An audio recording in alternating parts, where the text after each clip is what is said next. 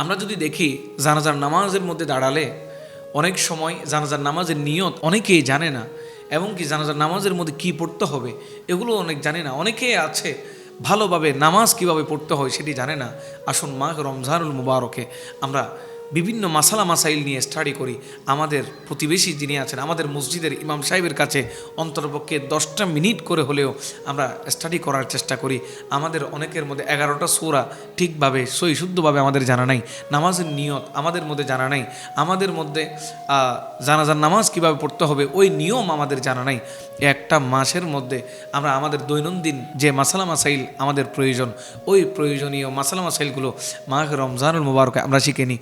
অযথা ফেসবুকের মধ্যে সময় না কাটিয়ে, অযথা ইউটিউবের মধ্যে সময় না কাটিয়ে, গল্প আড্ডার মধ্যে সময় না কাটিয়ে আমাদের নিত্য দৈনন্দিন যে কাজগুলো আমাদের প্রয়োজন, যে মাসলা মাসাইলগুলো জানার প্রয়োজন, ওগুলো মাহ রমজানুল মুবারকে আমরা জানার চেষ্টা করি।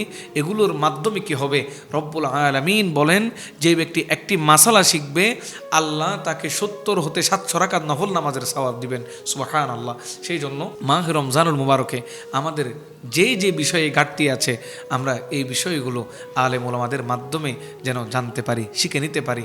আল্লাহ আমাদেরকে সেই তৌফিক দান করুক, আমিন।